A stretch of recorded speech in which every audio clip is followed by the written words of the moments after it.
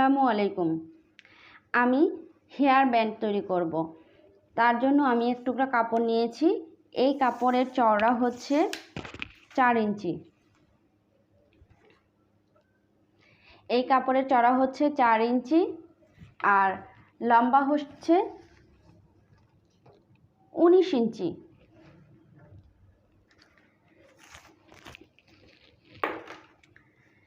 এখন আমি এই কাপড়টিকে এইভাবে ধরে এখান দিয়ে একটি সেলাই দিয়ে নিচ্ছি।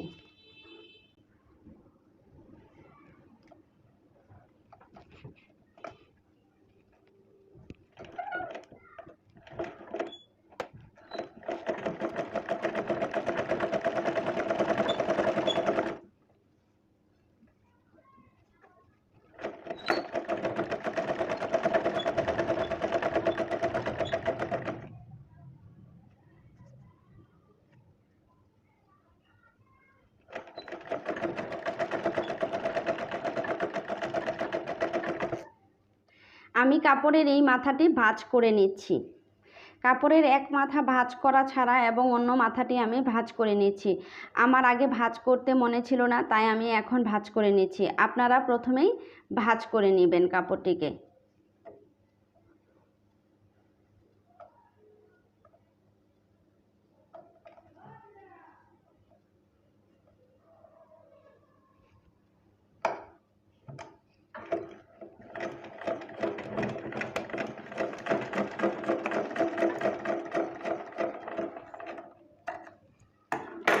এই যে কাপড়টিকে আমি সেলাই করে নিয়েছি, ওই মাথাটা ভাঁজ করা ছাড়া এবং এই মাথাটা ভাঁজ করা। এখন এই কাপড়টিকে আমি সোজা করে নিচ্ছি। তার জন্য আমি একটি সেফটি পিন নিয়েছি। সেফটি পিনের এই যেভাবে আমি পিনটিকে লাগিয়ে নিয়ে এখন এই সেফটি পিনটিকে এইভাবে ভিতরে দিয়ে নিচ্ছি।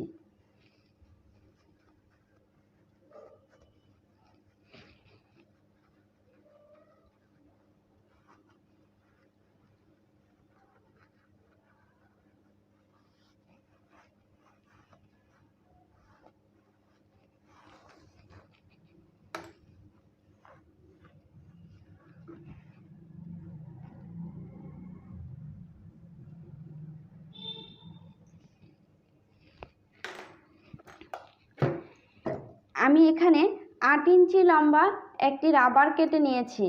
এখন এটিকে পিনের মধ্যে দিয়ে আমি ভরে নেব।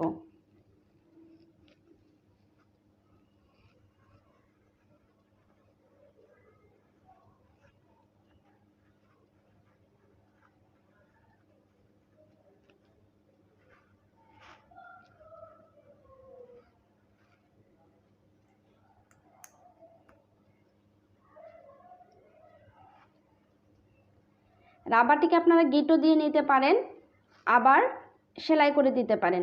আমি সেলাই করে নিচ্ছি।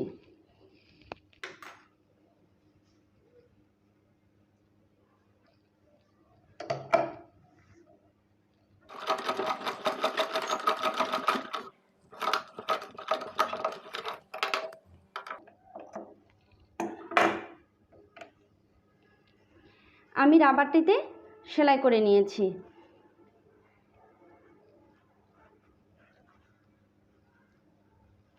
কাপড়ের যে মাথাটা আমি সেলাই করেছিলাম সেই মাথাটা উপরে রাখবো, আর যেইটার মধ্যে সেলাই করিনি মানে মুড়ে দেইনি সেই মুখটা ভিতরে দিয়ে দেব।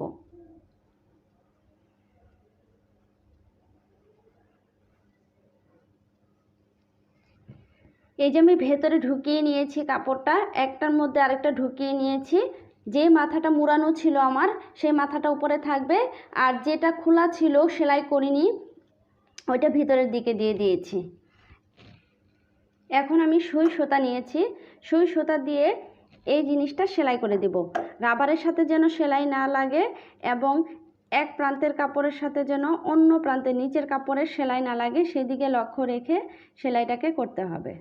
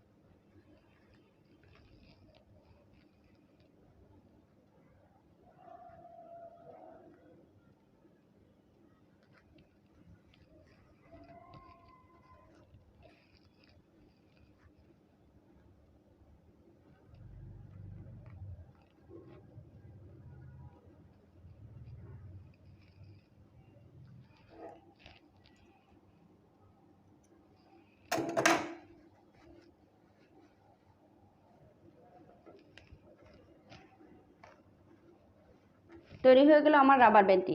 আপনারা কাপড়টি আমি নিয়েছি 19 ইঞ্চি লম্বা, আপনারা চাইলে 26 ইঞ্চি 22 ইঞ্চি লম্বাও নিতে পারেন কাপড়টি। আজকের মতো এখানেই বিদায় নিচ্ছি। আল্লাহ হাফেজ।